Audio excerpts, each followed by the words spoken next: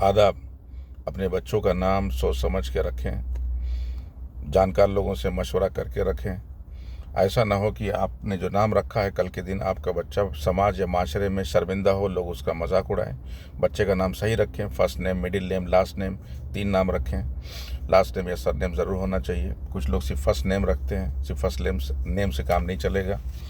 और पासपोर्ट वाला बनाने से पहले या 10वीं क्लास का बोर्ड एग्ज़ाम लिखने से पहले आपका नाम वाला सब सही होना चाहिए। बोर्ड एग्ज़ाम में बैठने से पहले फॉर्म वाला सब सही भरवाएं।